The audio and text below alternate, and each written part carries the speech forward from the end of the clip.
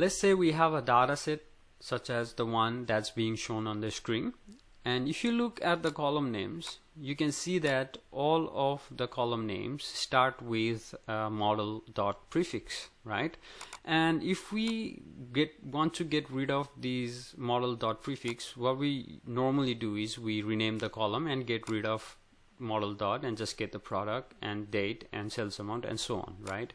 And that's what I've done in the next step, is I've renamed the column name to and got rid of the model dot prefix, right? But what if we have a huge data set like this one, where we have multiple column names, and we want to get rid of the model dot prefix for all of the column names? Now this can be annoying, right? Because we don't want to go each column and change and rename the column names, right? We want to apply single step and get rid of the model dot prefix for all column at once, and that's what we are going to learn in this tutorial.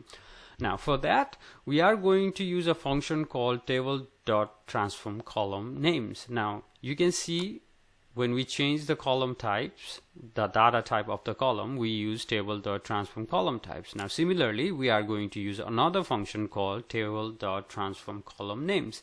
Now I'm going to open the advanced editor because we are going to add another step to our transformation, and I will call that step rename column. All right, so I'm going to name rename columns.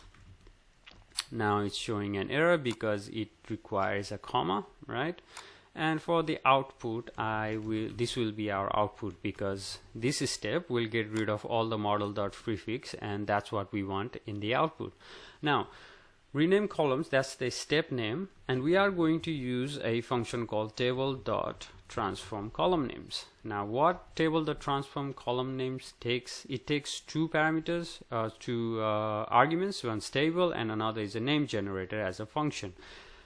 So what we are going to do, we are going to take the table first, which is going to be our previous table from the previous step called the change type, right? And now what we are going to do is we are going to take each and for all. So this one gets all the columns, right? So we have all the columns already from this step, and all of the model dot product, model dot date are all in this.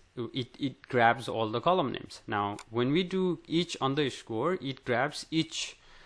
So first it gets the model dot product, and then so on and so on and so on until all the column names are retrieved. Okay, so now each underscore, if we go now text dot replace, which is going to replace the model dot. So what we are doing is for each text dot replace, and that's going to give us each column names, which is underscore, and we are going to replace model dot with nothing, blank value.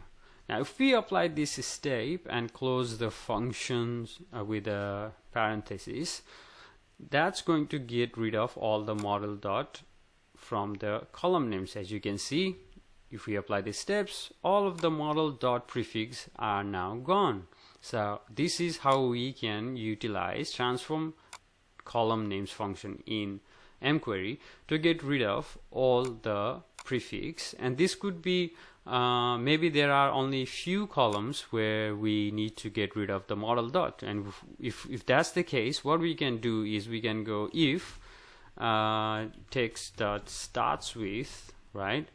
So, or say let's just change the model dot the prefix. Let's just get rid of the prefix for the date column. All right, so I'm going to use the function text dot contains, and if the text, which is the column name, contains date, which is our date column, if the text content date contains, only then replace the model dot with blank, else for all the other column just leave it as it is. Okay, now if we go down, it will only get rid of the model dot prefix for date.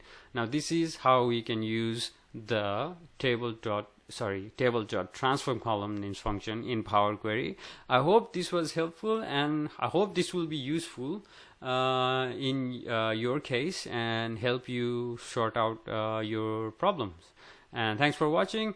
Do subscribe to my channel, and I'll see you next time. Thank you.